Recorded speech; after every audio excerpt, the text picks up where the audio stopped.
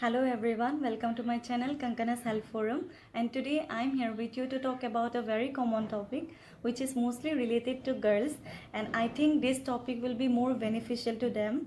So here I am going to discuss 7 points how you can reduce your pain during periods. So let's start the video. Before starting the video, you have to know what is dysmenorrhea, or you have to understand what is dysmenorrhea. So dysmenorrhea means it is a abdominal cramping pain or abdominal discomfort which is associated with the menstrual flow, and the degree of pain level is individually it is different. So keep it as most common gynecological problem, and this affecting approximately 50% of all women. Don't think that dysmenorrhea is a disease.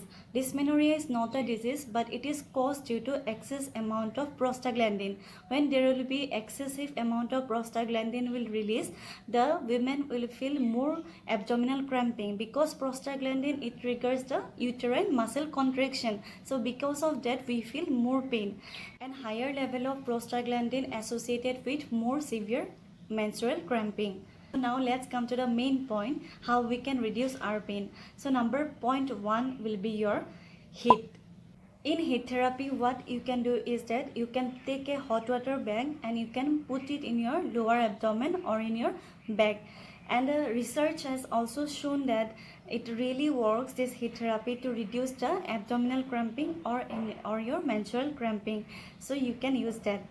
Now we are coming to the second point, that is exercise. So here what happens, whenever you do exercise, that means it helps to reduce the prostaglandin production. So how prostaglandin works and how it leads to abdominal cramping, I have already explained you before, so you can watch that, because prostaglandin directly act onto for a uterine contraction. So whenever you do regular exercise, it helps you to reduce the prostaglandin production, and ultimately it helps you to reduce the abdominal cramping pain.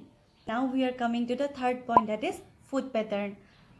Keeping hydrated ourselves is very important during a menstrual time. Now we are coming to the fourth point, that is medication. So you can also take medication to reduce your menstrual cramping, but without consulting your doctor, do not take any medication. You can take the painkiller, or you can also, in some cases they can take OCP, but without consulting your doctor, do not take any medication. So this is also a fourth point that you can use if you have a more severe pain during your menstrual time.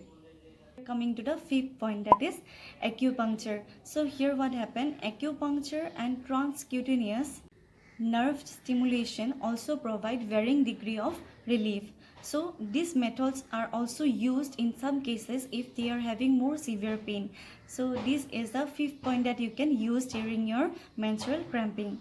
Now we are coming to the sixth point, that is position. Relief may be obtained by lying down for a short periods, and you can also apply heat to the abdomen. As I have told you before, you can take warm tub bath also, which will help you to release the pain.